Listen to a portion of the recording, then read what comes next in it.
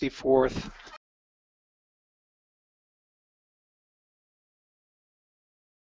stage with you anytime. So a couple of ground rules, and I'll tell you a little bit about what's going to transpire today, if that's okay with everyone, and we'll chime right in and let Larry take it away, and I'll follow Larry with some questions today, and also field some questions from everyone. The first thing to note is that this webinar is, of course, being recorded, and you can expect an email from us probably later today, certainly by tomorrow morning, with a link to the recording as well as a link to download Larry's slides. We're going to try to allocate 10 or 15 minutes for Q&A at the end, and I'll sort of lead at least the first chunk of that with a bunch of questions I've going to put together based upon some of your feedback that you're welcome to pop in, and some questions that you can ask as well throughout the presentation, which I'll add to my list. And if you want to follow any tweets today, you can by looking at the # right on. So without further ado, I think, first of all, thanks, Kate, for setting this all up today. Everyone will hear more from her. Let's see, enough about me. Let's move right to Larry. You all know who I am. Larry, of course, is the founder and CTO of WordStream. He is a thought leader par excellence. He runs a column on Inc. magazine. You can catch him at Hey, lots Byron. of... Yes. Sorry to interrupt you. Can you advance your slides? We can't see anything beyond your first slide right now. I am on my 4th slide, so that's kind of interesting. That's all right. We'll send out the slides later. Just sorry to interrupt. Keep going. Yep. Okay. Cool. So let's see. Larry is going to be at Inbound Conference and speaking on Wednesday, September 9th. He is also a sponsor and will be there parading around and meeting people and shaking hands and signing autographs, probably, given the nature of his celebrity status. If you want to see what is possibly the cutest kid in the world, you can check it out at #PPC Kid, which is, Larry, I think Julian is the name of your son. Is that right? Julian? Yeah, that's right. He's 1 year old. We need to get some followers for him pretty soon here, so I'm sure you'll make that happen. But without further ado, I want to turn things over to Larry. It's a real pleasure once again to introduce you, Larry. So thanks for being with us again. Awesome. Can you pass it over to me, Kate, or Byron? Absolutely. Yep.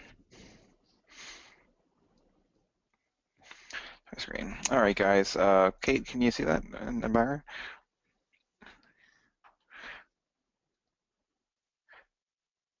Did you guys see my screen? We can see you now. Looks perfect. Oh, yeah. Great. Awesome. So today we're talking about this notion of content promotion and how little tricks around the way that you promote your content can have a massive impact on the visibility of the content that you're producing. And obviously this is a very important topic because I think, you know, if we're going to invest money and time and effort into creating all this valuable content, we would be kind of foolish to not be thinking about like how do we distribute this to the maximum number of people who you know, to have all the benefits that we hope to gain from having created all this content. So it's a pretty big presentation. We're talking like, you know, 50, 60 slides here.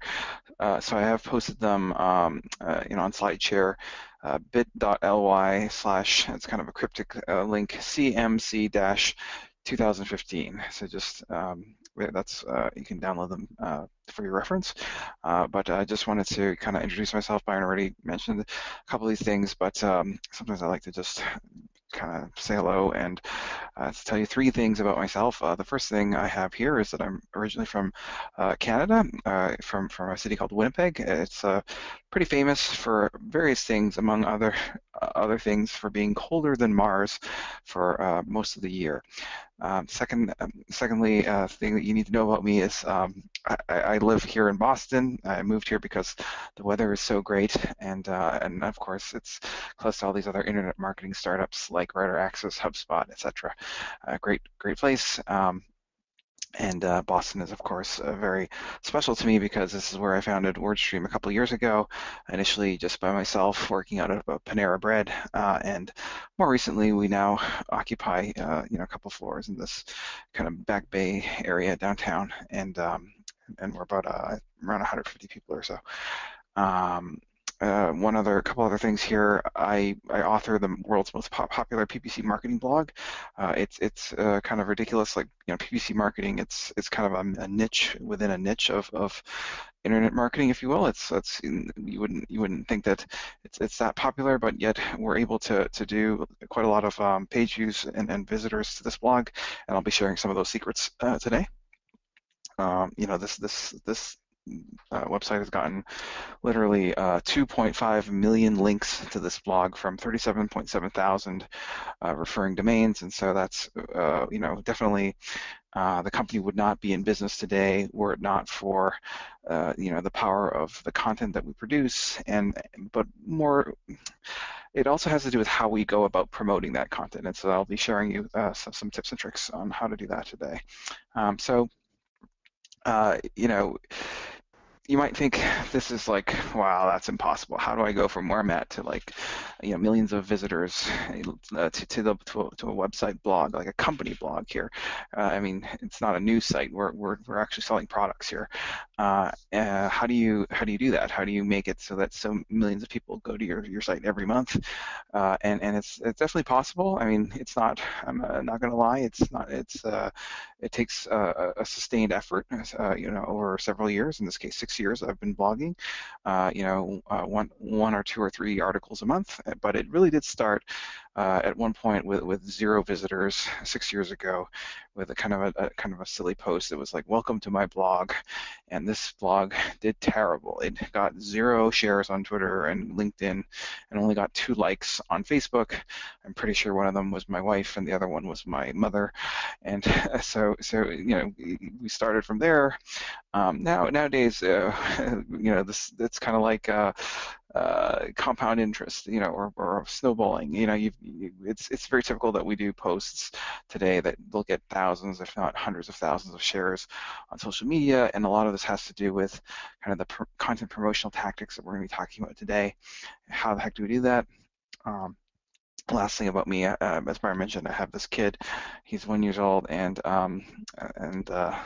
that's everything about me. Let's go on to the show here. We're talking about content promotion, and specifically, we'll talk a little bit about how and why you should be doing this. And then I'm going to give away the farm here. I'm giving away my 5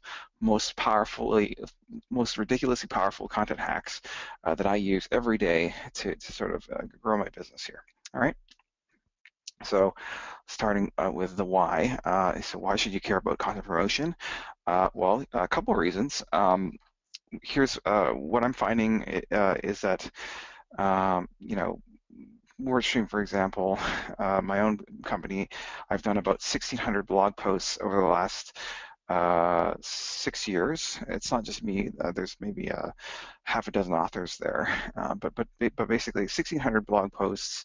The vast majority, so meaning 85% of the content, it goes nowhere. It generates maybe 200, 250 visits or fewer, and then these small amount of pieces of content, we're talking like 100 articles or so, generates all of the benefit. And the idea is, what if we could just produce more of those ones that did really, really well, and not bother with those other 1,500 and 50 that went nowhere? Wouldn't that be interesting? A couple other reasons here. Obviously, it's not news. Facebook organic reach, it kind of stinks right now, so we're going to have to think about different ways to get our content out there. Here's another one. SEO, it kind of sucks for branding. Like, don't get me wrong. SEO is very, very powerful, and let's say 66% of my traffic comes from SEO. But that said, there's a danger with that, which is you could end up being kind of the rockin' company that no one ever's heard of. So can I give you an example of this? So a couple of years ago, back when Google Analytics was still showing the keyword searches in the reports, like you can't see this anymore, but you used to be able to. I did an analysis and I was looking at like, okay, so this month we got 260,000 visits from SEO. 7,000 of those searches were branded searches. So like 3% of the people who were finding us, kind of knew who we were. The remaining 97% were just like stumbling upon us by accident.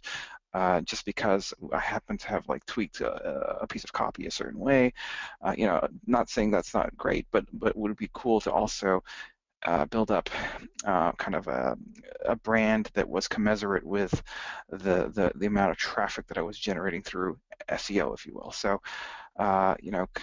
even if you are successful at promoting this content on Facebook or through SEO, a lot of us who are doing this content marketing and SEO and content production, we're hoping to like sell something, some product or service at the end of the day, and the sad reality is that like less than 1% of this stuff actually converts to leads and sales on average, and so essentially, the situation for most companies is not great. It's I know you're doing the blogging thing, but maybe things aren't quite as good as they seem.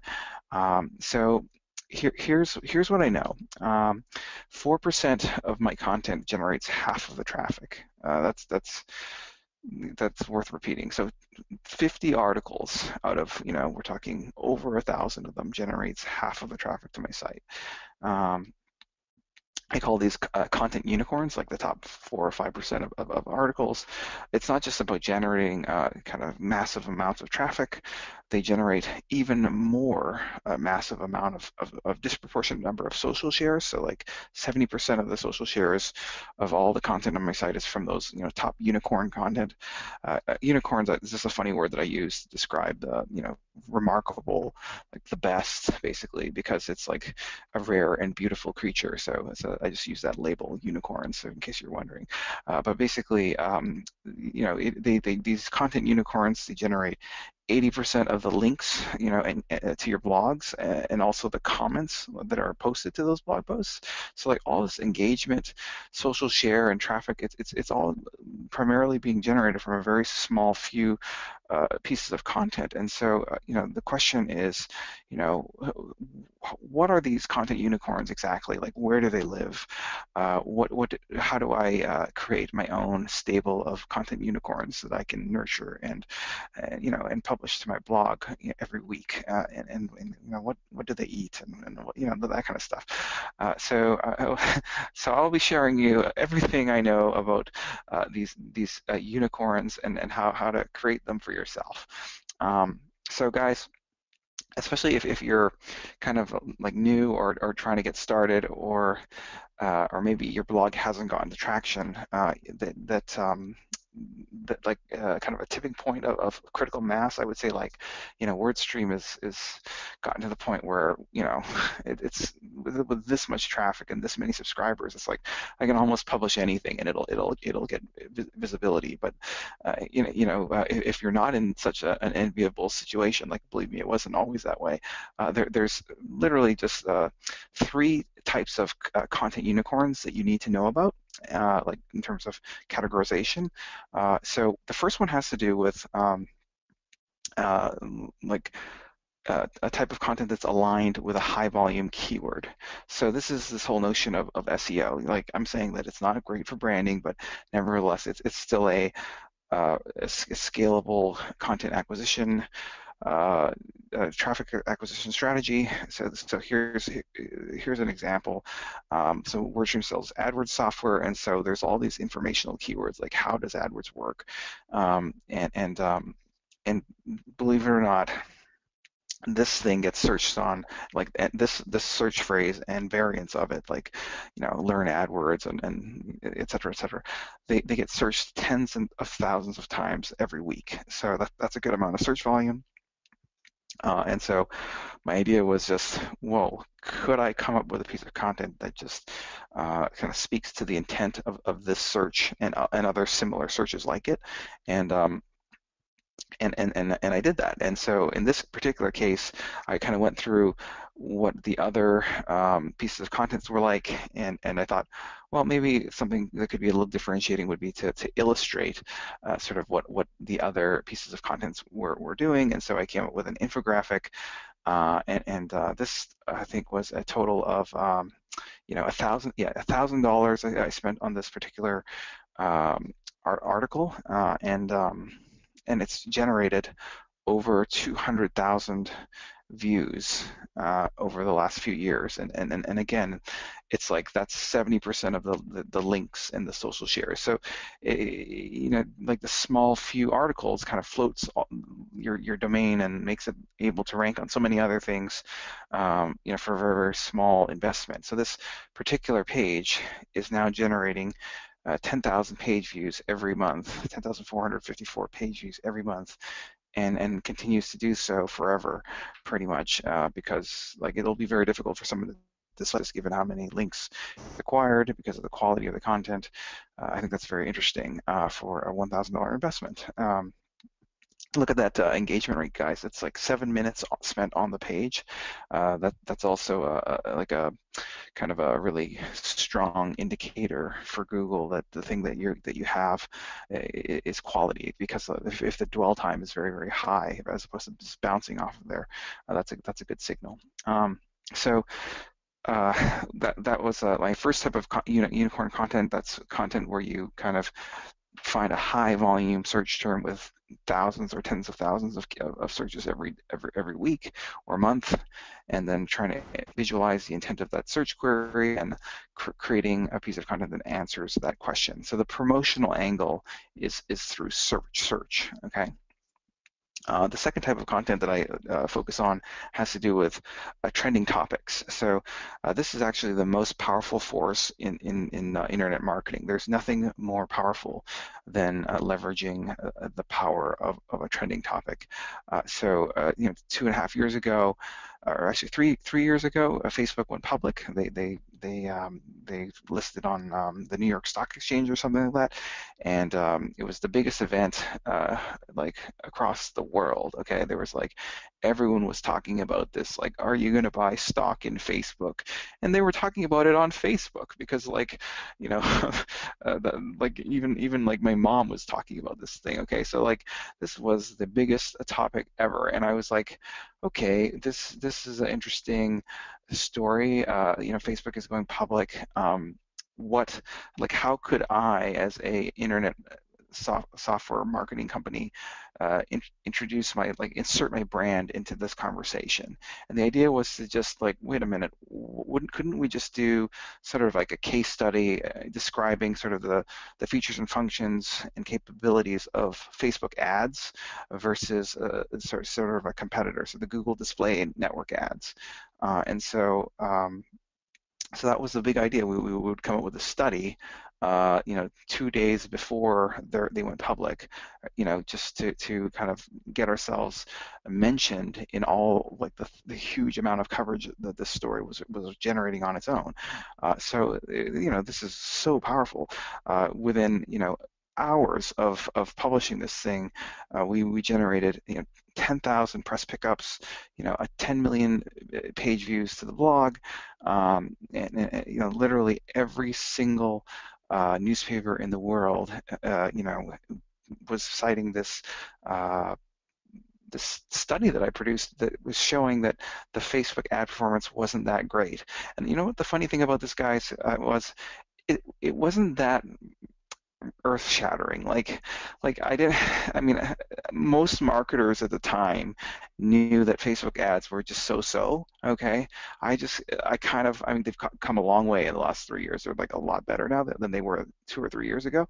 But most people knew that they were kind of sucky, and I just formalized that using some data in a research thing, and I illustrated it, and it just it wasn't that this thing was so great, it was that the promotional angle was to leverage the power of the trending topic, and that generated the millions of views and the tens of thousands of press pickups. I mentioned earlier that my site has millions of links to the site. This is all natural links, nothing spammy. It's just from doing this type of these types of content targeted around global trends.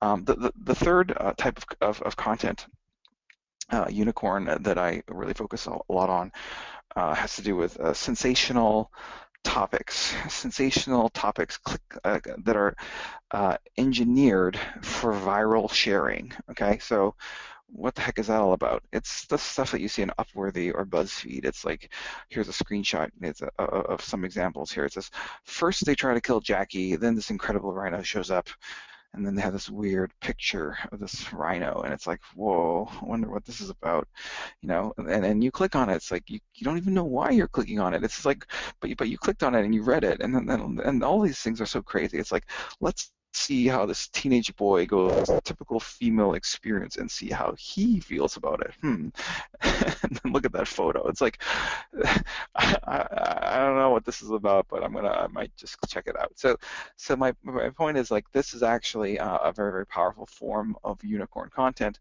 What it's doing is it's tapping into kind of the human emotions, basically, and like curiosity or anger or happiness or exuberance or shame, etc. So I actually do a lot of this content, this sort of viral content, kind of these headlines that are irresistibly clickable, if you will.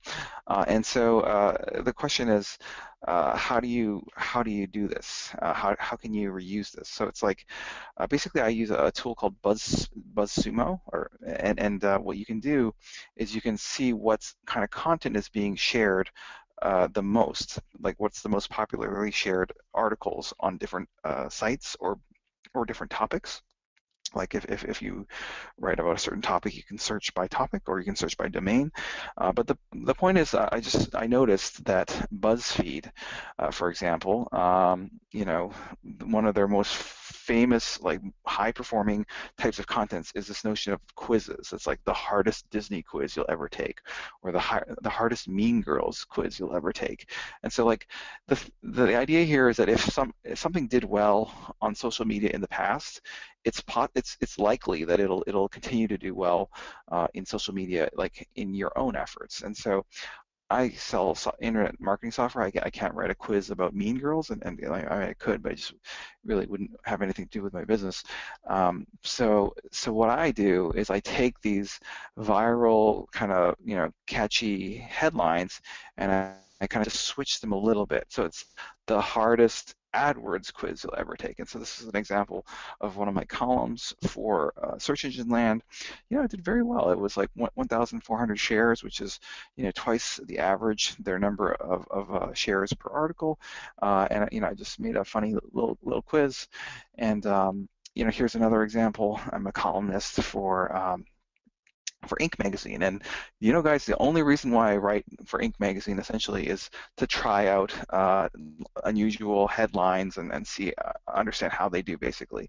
But basically, this article is the number 2 most popular article on Inc.com, Inc. magazine, in December, and it was like, I engineered the headline just to be like very, very clickbaity. It's like the unusual strategy that made this woman a multi-billionaire. It's an unexpected path to success.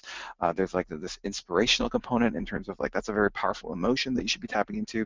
There's group inclusion dynamics, like women would be interested in this, and so I think that when I say, like, the most powerful force in internet promotion is the notion of trending topics. The second most powerful has to do with this notion of clickable headlines, like these clickbaity headlines that are just so important. Here's another article just to prove that that wasn't a fluke. This was the #2 most popular story on Inc. magazine in September. It's like, this 12-year-old CEO runs a $150,000 business. And it's why did this do well? It's the same formula. It's unexpected, inspirational group inclusion dynamics. So this thing generated 27.4 thousand shares. It's much more right now, but that's how this one did. The average article on Inc. only gets about 500 or 600 shares per article.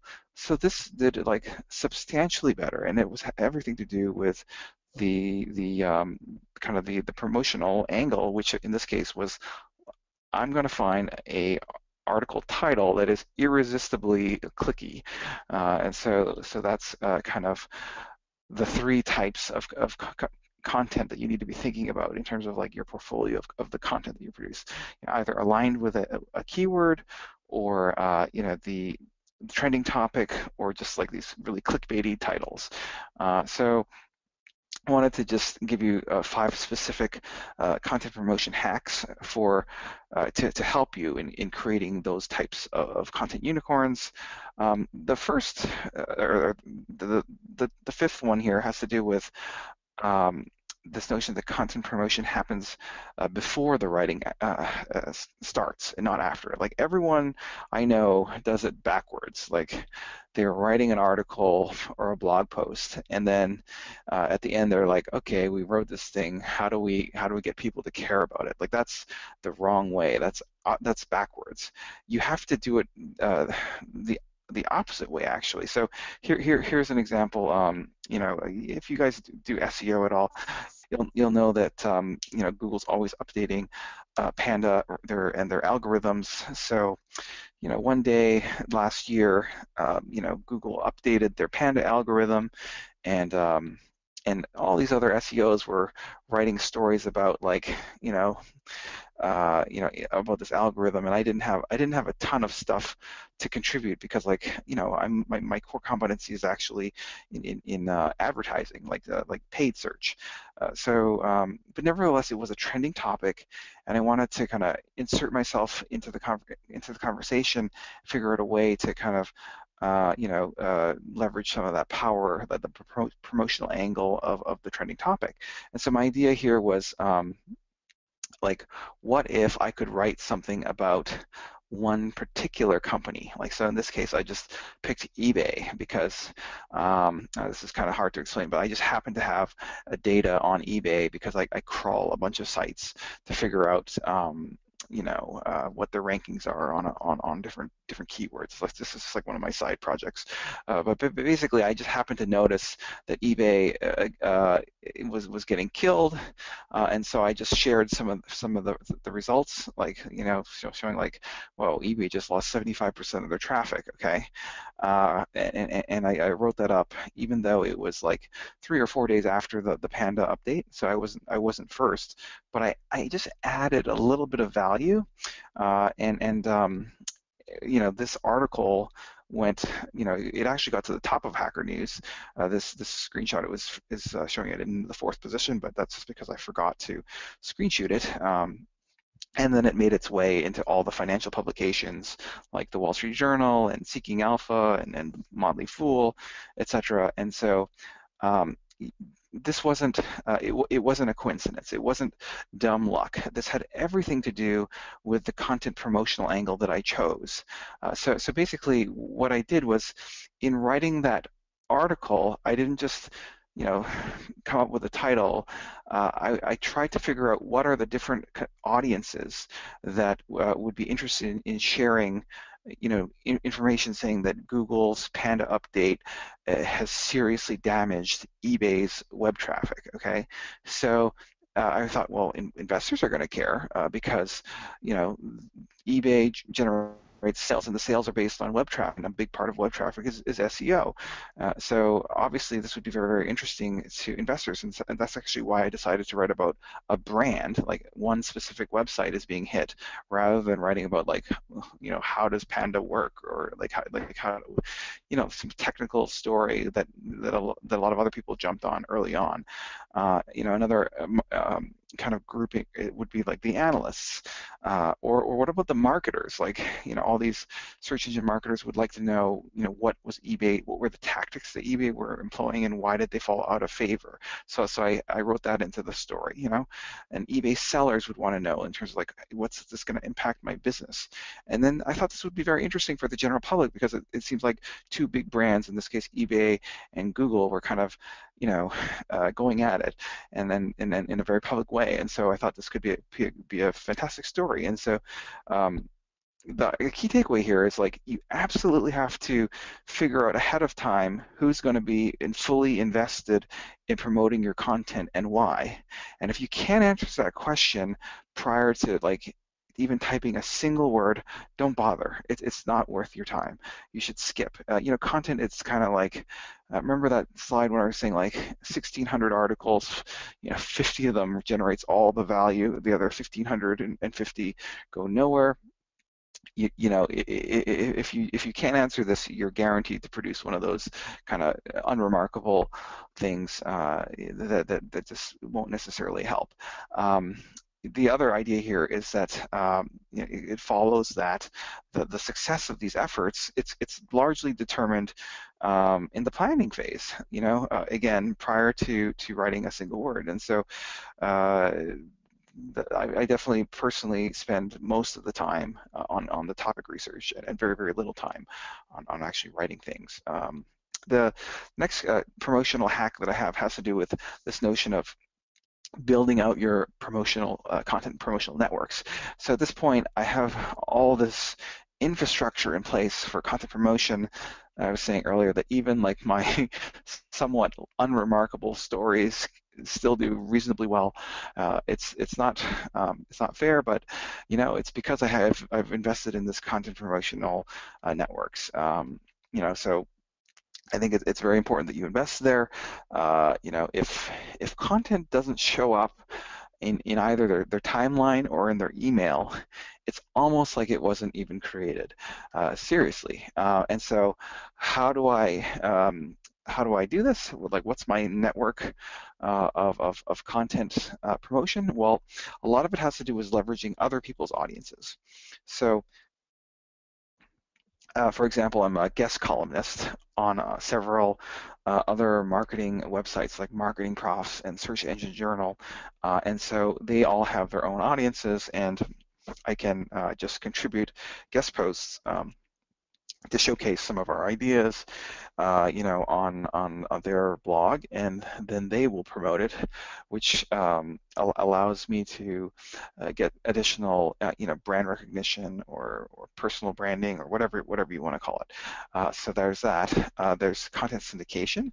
So remember the story about the unusual strategy that made this woman a billionaire? Like, that story gets syndicated to Business Insider, where it generates another 180,000 page views. And my own blogs, if you were to Google them, you would see that they get syndicated on half a dozen or so different sites, such as Business to Community. It's just, you've invested the time to create the content, and so syndicating it just means that other people will copy that content and attribute it back to you. And I am very for content syndication with reputable sites, because they can bring their audience with your content, and that's just additional exposure, which is great. Another form of content promotion, sort of in terms of the content promotional network. When I say network, this is like the infrastructure for promoting the content. It has to do with LinkedIn blogging. Everyone should be doing LinkedIn blogging. I don't know if you haven't done it and you're a blogger, or you're trying to promote stuff, I don't know why you wouldn't do it. It's very prominent in people's LinkedIn feeds. I've been doing it for just over a year now. And a couple of things, you can pick up followers. So like, I have over 20,000 followers at this point. I mean, the screenshot's a little bit old, but like meaning that they subscribe to the same content that I'm publishing on LinkedIn, and I'm just repurposing the content that I was using on my blog and blogs, and they generate typically a few thousand of views is pretty good. Nothing, and this is all free, and just keep in mind how LinkedIn Pulse works, is that there's like this is the content recommendation engine that's leveraged by LinkedIn. So basically, they have this notion of categories, like I don't know, careers getting started has 1.515 million followers. So the whole name of this game here in publishing LinkedIn blog posts is that you need to get your content attached to one of these channels, which has millions of subscribers. And so the way that you do that, like how does LinkedIn categorize this particular post as and feature as something to do with social media, for example, and featuring it within that channel? And the answer is it's just a computer algorithm. So the LinkedIn computer scans through your blog post and tries to categorize it, and then it says, oh, this must be about social media, and so then it just attaches it to the social media channel, and then boom, you can ride this wave, and you're like just featured in front of like millions of people who've never heard of you but are subscribed to the social media channel. So like this is this notion of just tapping into other people's promotional channels to build your own, and of course, once you then get attached to that channel, it's a little bit like being on Reddit or Dig. It's kind of, you have to fight your way to the top of the page, and the way that you do that is you share the LinkedIn blog post to your Twitter or Facebook, Google Plus, whatever, in order to drive more traffic to it, and then LinkedIn then features kind of the most engaging pieces of content that got attached to their channel as being in the top spot, and so that's how you do that, and it's very valuable. And having, like, just closing the loop here, why is this so valuable? It's because one of the first things you see when you log into your LinkedIn app or on the news feed, it's stories you can't miss on LinkedIn Pulse. So that's how this works, and they even email you stories. So that's pretty good exposure for free.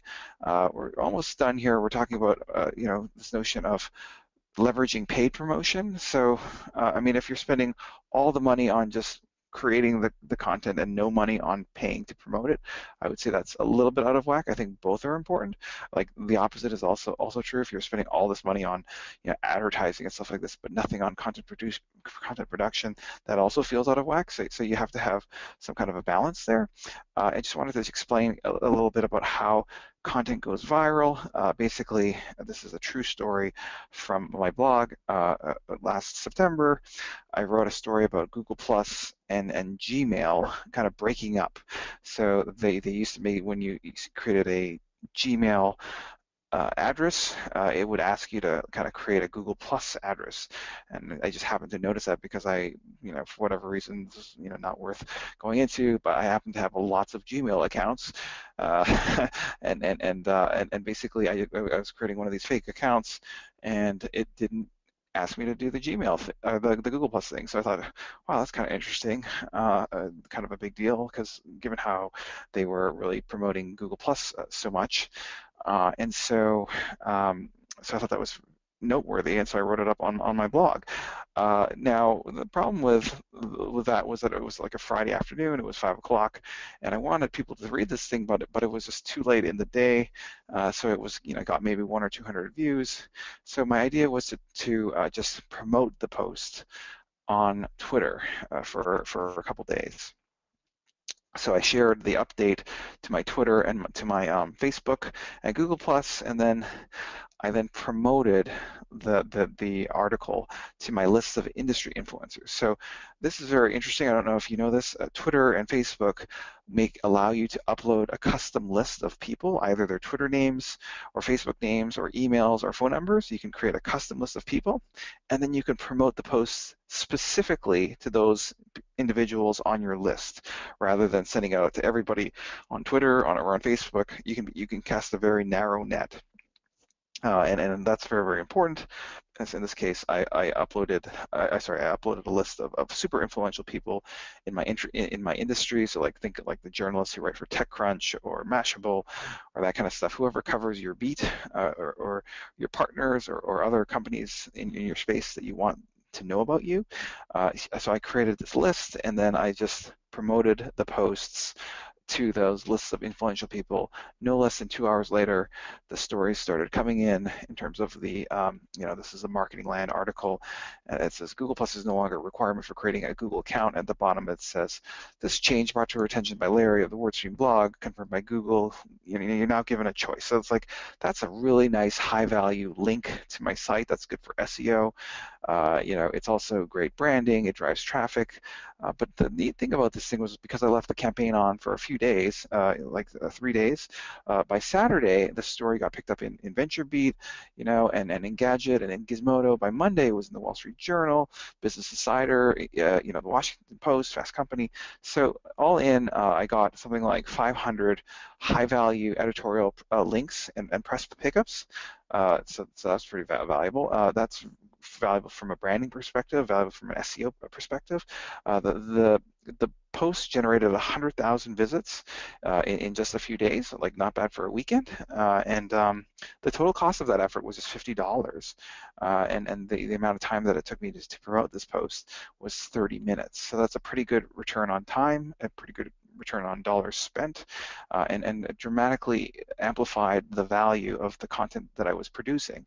And so I think it's very, very important that if you're doing this kind of content marketing, to be also thinking about how to promote the content assets that you're producing. Because as you can see, it can be very leveraged. It can be used in a very targeted way.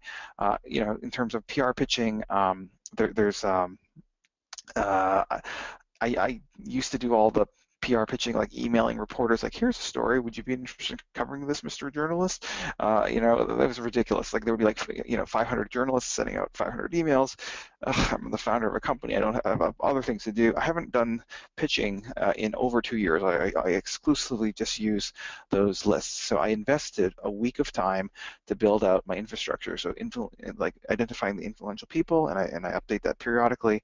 But then when I need to pitch something, I just hit the button that says promote and promote to those people. So yeah, it just helps to get your content discovered, which then helps it drive traffic and engagement. I just wanted to talk a little bit about how to do this. You just take your customer. It doesn't have to be always targeting super influential people. Sometimes you might just have generic blog content that's not like breaking news, that might not, you're like, I don't think this story is going to make it into the New York Times, but I still want people to read it. Well, the way that I would do this is I would just create these custom audiences in Facebook. That's where you take your customer list or your kind of leads, prospects, their emails, their Facebook IDs, gather them together, upload them to Facebook, and then you can promote the content to people who've recently done business with you, and of course they're going to be very interested in that content because they have a relationship with you, and so that's very, very cost effective, because rather than casting such a wide net to thousands of people, you can just put it to a smaller number of people that really care about this kind of stuff. So there's lots of tools to find these influential people. Here's an example of one of these content pieces, like 3 things my cat taught me about PPC. That's not going to win a Pulitzer Prize or anything, but we still promote these things to a narrow audience of people who are interested in this particular topic.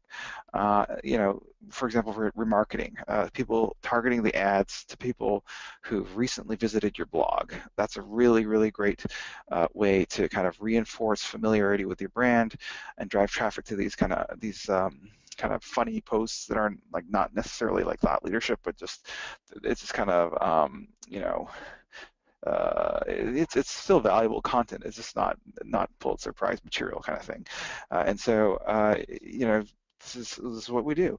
Twitter does the same thing, and what you need to know about these algorithms of paid social promotion on Twitter and Facebook is that they have this secret quality score algorithm that they use to determine how much is the price of the ads and how aggressively Facebook and Twitter will show your promoted posts. It basically, they look at the engagement rate of the pieces of content that you're producing, and if people are, like a high percentage of them are engaging with the post, like liking, favoriting, retweeting, replying, that kind of stuff, clicking on the link, etc., that's high engagement, and so they will kind of want to show the thing more frequently, and they will also give you a huge discount on the price for those engagements. And so the secret is don't promote every tweet or update, just do your best ones, promote the top performers, and then you'll get so much value for that money. In terms of Google Plus, I don't really have much to talk about on Google Plus. It's kind of a little bit dead, but there is this notion of post ads on Google Plus, and what this is, these are not ads that show up in the Google Plus stream, rather they're on the Google Display Network. So if you're browsing CNN and you see those little, you could see a display ad for an update on your Google Plus page, and if they click on it, rather than going to your website, it'll actually bring them to your Google Plus page. So that's Plus Post ads on Google Plus. I'm not crazy about Google Plus, as you can see by all my stories about how it's dying, but nevertheless, because it's dying, nobody is using these Plus Post ads, and if nobody is using it, it's like very, very cheap. And so I just wanted to show you, like, here's kind of the before and after picture of, like, before I wasn't using it, and then I decided to, I'm going to spend $25 a day on promoting this stuff on Google Plus. Quite a big difference, and very cheap, because, like I said, no one uses this stuff. So gosh, we're kind of running out of time here. I just wanted to remind people to not forget about the mainstream media. So we're spending all this time blogging, and definitely blogging is very important, but those stories could also be repurposed to other kind of formats such as video or radio, and it's incredibly valuable because a commercial costs $100,000 in prime time, and like I think a lot of content marketers speak at conferences and stuff like this. Just going on a show like a television or radio show could be thousands of times bigger than presenting at a conference. Plus, your parents will think you're cool, and then if you go on TV, you could be like a regular maybe. So basically, how do you do this? Well, it's kind of interesting. They actually call you, so they're reading people's blogs, like the producers, and if you create one of those unicorn posts that's about a trending topic, one of their editors will call you and they'll say, like, wow, that was a really interesting opinion on this trending news topic. Could we drive you into one of our remote studios and have you discussing this issue, and so, like, in this case, it was like you can see how I have a pattern here. Like, I like, let's do something about the Twitter IPO. That was just like a year and a half ago. So so I wrote this one, hey, Twitter, your ads are even worse than Facebook's, because we had so much success with the Facebook IPO, effort. And so yeah, that's a very clickbaity headline, and I'm sure that the producers there found it, and they then called me, and that's how I got that gig. And guys, like I'm saying, it was just not rocket science. Like, anyone in my industry could have done this. It was just kind of curating some statistics around, like, the effectiveness of Facebook versus Twitter, and I just illustrated it in a table. Like, really, that's like, I mean, it's helpful, but not. I wouldn't say that it was impossible for someone else other than me to do. Like, anyone could have done this, and so that's me on Fox. And then just writing it up here has to do with this 80-20 rule. Analyze the amount of time you're spending on topic creation. I'm guessing it doesn't have to be 80-20, but like it you need to just spend a good amount of time on the topic research, I just feel like that's always neglected, and it's the afterthought, you really need to focus here. You know, guys, here's some crazy hack that I do. I share stuff on social media, and then I look to see what the engagement rate is of that content that I share. If it does well, okay, so this is like 8% of the people who saw this Twitter update, engaged with it. Like, that's a very, very high rate. Typically it's like 1% or half a percent. So that's a signal to me. And so then I then use that research, in this case, social media engagement data, as topic ideas for my blog posts. So, so I write up this thing about how entrepreneurs think on Inc. magazine, and basically this thing got 6,500 shares, which is 6 or 7, or maybe 12 times above average for Inc. magazine, and I didn't there wasn't really any question that whether or not it would do well or not. I knew it would do well because I had kind of data to know that it was going to do well. Here's another example. I just tweeted something about, here's a couple places where you can learn to code, and it did really well. And so I'm like, oh God, I got to write this one up. And it got 12,500 shares. So this notion is you get inspired by what works, by analyzing your Twitter or social media data, or by using tools like BuzzSumo. In this case, wow, there's a trending topics about something to do with AdWords URLs, and I'm going to just jump on the stories that are like the top 5% of stories, rather than writing about every possible thing in my industry. I want to focus my efforts on kind of the big stories. And here's that blog post that I wrote because I saw that that was a trending topic. So just 2 takeaways here, guys. One, most of the content goes nowhere. Hopefully the tactics and strategies that we talked about today will help you produce more unicorns, fewer donkeys. Secondly, this notion that it's not random. The content promotion success, it actually has a lot to do with, the things that we talked about in terms of coming up with the promotional angles, the distribution networks, the paid promotion, et cetera, topic research. You can basically make your own luck, and then it's very powerful. So that's all I had here, Byron. Any thoughts or questions from you or the audience? I'm sure there will be many. Please fire some questions in, everyone, and I'll start looking through them. But I have a couple for you, Larry. Well, I have about 100 for starters, but let's start with a few. Do you really think, Larry, we need to think outside of our product and service box, and start developing stories that matter, that extend way beyond the target audience? I was looking at most of the examples you had for the viral campaigns that just went crazy.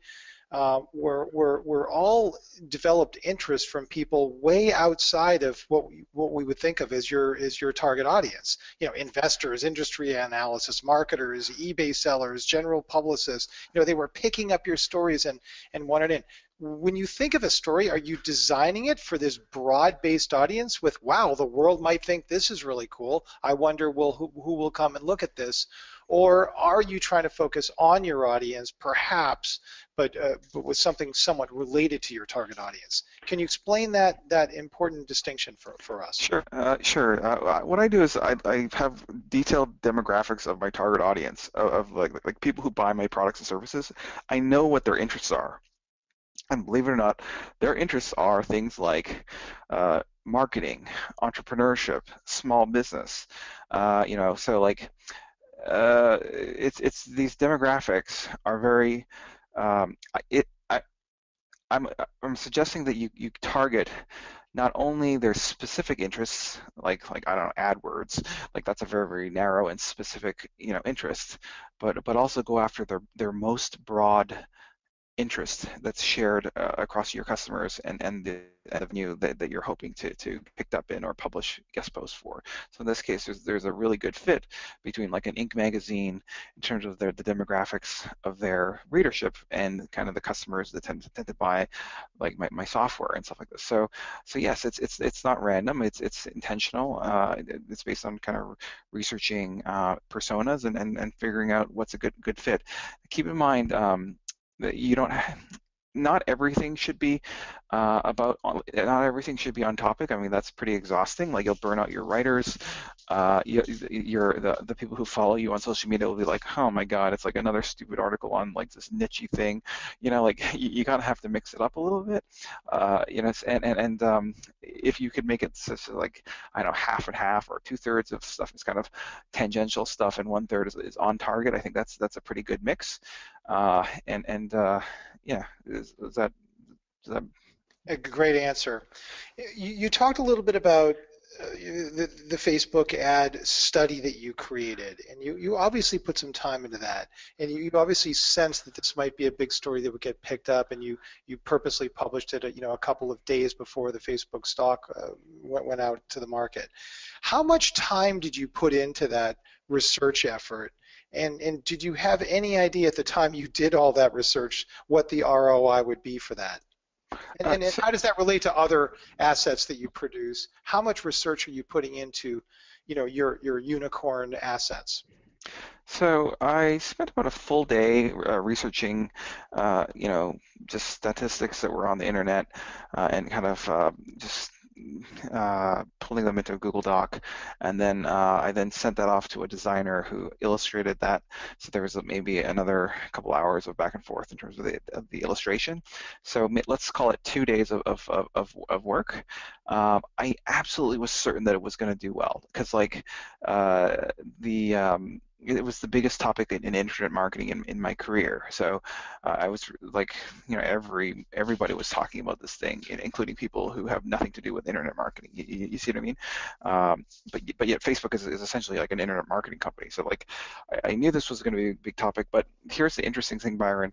I had no idea that it would be this big in terms of like the like 10,000 pickups and links and all this stuff. Like, I didn't realize that was possible. And then the funny thing here is, like, it's hard to know how successful your stuff can be until you taste that success for yourself on one of your content marketing efforts, right? It's like you don't know how good it could be until you get a win. And so what I found is that this content marketing, what's so interesting about this is that there's no theoretical upper limit. Like even my big story, it's still only like 10,000 pickups. Like, there's other stories out there that gets 100,000 pickups. So I'm just saying, it's just we just you gotta play it up. You gotta try these things out and shoot for the stars here. Ready, fire, aim, as Tom Peters says. Larry, you're the CTO of your company, yet you think and act like a journalist. What's up with that? Thinking, well, it's just a game. It's just like, different people have different motivations for this stuff. For me, it's mostly just curiosity. It's like a little kid trying to figure out, like, oh, I wonder if I can get 20,000 pickups or something like this. So yeah. Where did you learn storytelling? Where did you learn how to craft a story and research it and piece it together? And It's just the only skill that I have is reverse engineering. So I'm just looking at other stories that did well and trying to figure out what are the common elements that made it so successful, and then just replicating that. That's it. With regards to, let's say, the next idea you're working on right now, do you think of ideas and jot them down and see which one of them you want to flesh out? Is ideation part of your repertoire? Not crazily. Like, I'm not very few of the ideas that I come up with do well. Okay, meaning, like, if I just think of it off the top of my head, chances are it's like flipping a coin. You know what I mean? Like I was trying to show earlier, that the topic ideation is all data driven. So it's like going through my Twitter feed and analytics, looking for stuff that has 5 times the average amount of engagement, and then it's like, okay, well, that'll do well. You see what I mean? Like, none of this stuff is it's not out of the blue. There's I have a process for topic selection that I run through. It doesn't just come to me like in an instant. You know what I mean? How important is testing to what you're doing? And you talked a little bit about the sub-weight testing concept. How important is that to a unicorn becoming a unicorn? Well, otherwise you're just I'm not buying lottery tickets here. Like I'm card counting. This is content. It's content Moneyball basically. You know, like why spend 2 hours writing a post when you could spend the same amount writing a post that does 10 times better than that, you know, with just a little bit of research. So I think it's incredibly important.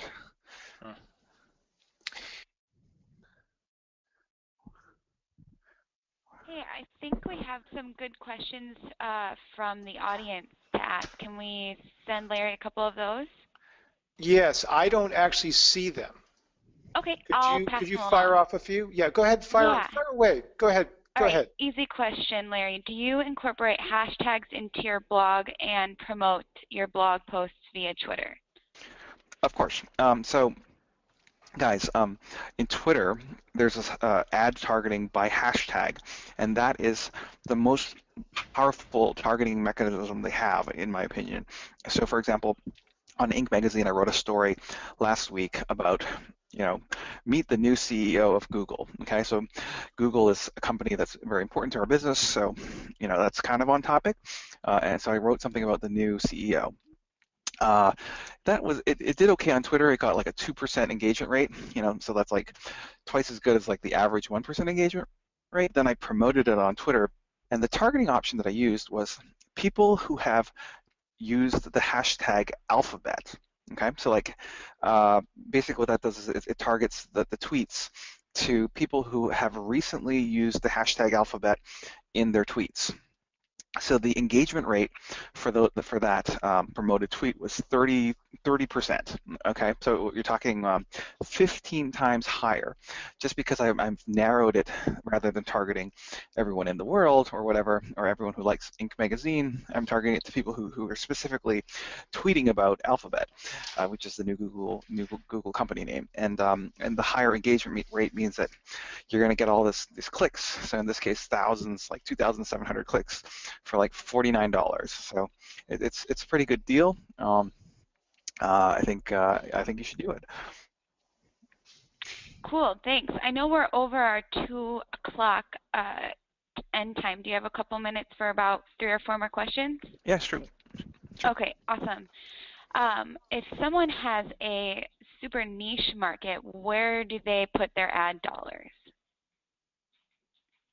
Well, I actually think that the super niche people have a huge advantage because you don't have to target everyone. You can just target like your customer list or your prospect list. You must have like a list of opt-ins. Maybe it's like 1,000 names or something like that.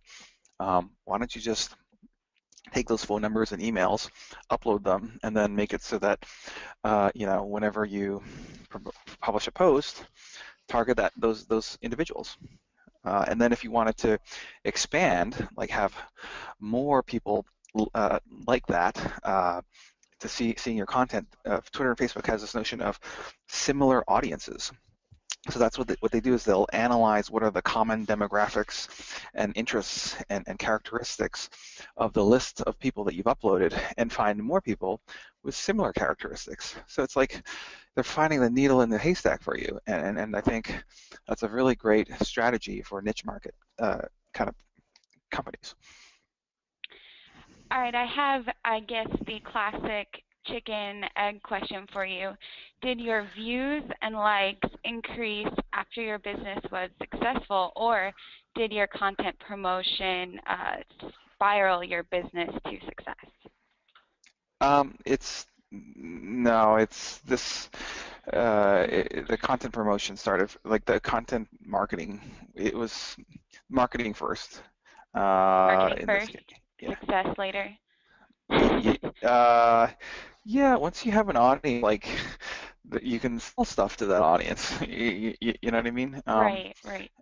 Like, so, I mean, I've seen it done both ways. Just in my personal case, like we were definitely more successful with the marketing than the product early on. Now I'd like to think that, you know, we're doing well on all fronts. But you asked what was first, so. Okay, so small startups, what is the one biggest piece of advice you can help them get started by using content marketing? So you guys, small startups, it's like you absolutely have to be thinking of those unicorns that I was talking about earlier, right? Because like you have a million and one things that you need to be doing, right? And you probably have like no money to be spending on advertising. So if you're gonna create one article, it better be a freaking huge trending topic. It better be a very clickbaity title, and it better be aligned with some kind of SEO keyword. And if you can get all three into one piece of content, I think that's like the most leverage you can get for your little startup early on for like just a couple hours of work and some clever thinking. Awesome, good advice. And this is our last question before we let you go. We have a lot of writers in our audience, and that write for other companies. You know, they freelance.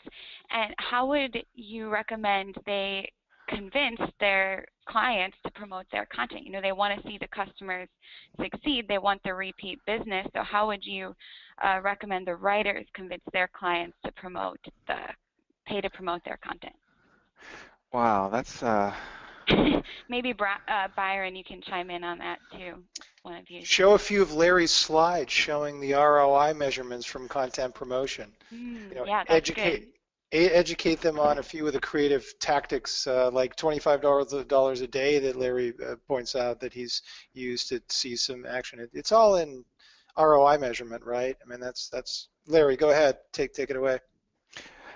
yeah, like just keep in mind that I'm not advocating like huge investment dollars in content promotion, okay? What I am advocating is that content marketing is a little bit like gravity. In gravity, you have an object that's kind of not in motion until an external force is acted on it, and then it starts to move. Like you have to give things a little push to get the ball rolling, and then once it's in motion, it can accelerate or whatever. And so what I'm just suggesting is that you can use little micro budgets of like $100 or so on Facebook, on Twitter, to get the ball rolling, and then you'll end up with more value overall for the investment in content that you're producing. Like, you know what? The most idiot-proof way to pitch this paid advertising for your content is the notion of remarketing. Okay, so remarketing is the most effective form of advertising in terms of lead generation at a low price. So that's where you tag the people who visited your site and you kind of harass them with ads like forever. That's incredibly effective.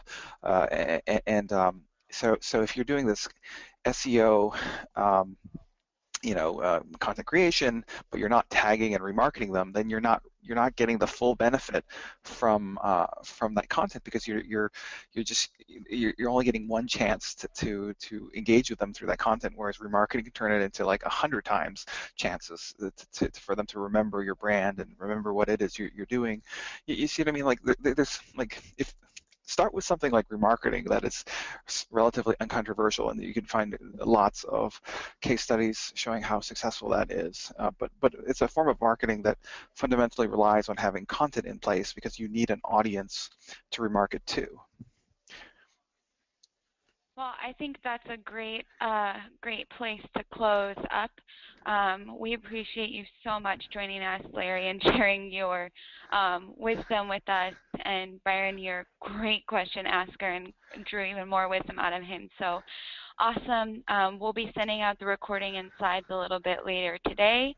And we host these webinars every month, so you can visit us at writeraccess.com/webinar to see what's coming next. Any last words, Larry or Byron? Just thanks for having me, guys. Great course. having you, and thanks also for your participation at Content Marketing Conference, Larry. We'll look forward to the opportunity to have you back potentially next year if you can make it. We have a quiz, a very important little pop quiz that is going to pop up as soon as you exit this, and we would love your feedback. One of the questions on there is regarding Content Marketing Conference, and what one session would you love to attend if you were to attend a Content Marketing Conference in 2016? We would love your thoughts on that. Thanks for tuning in, everyone. We'll hope to see you next month. Bye. Have a great day. Bye, guys. Thanks, everyone.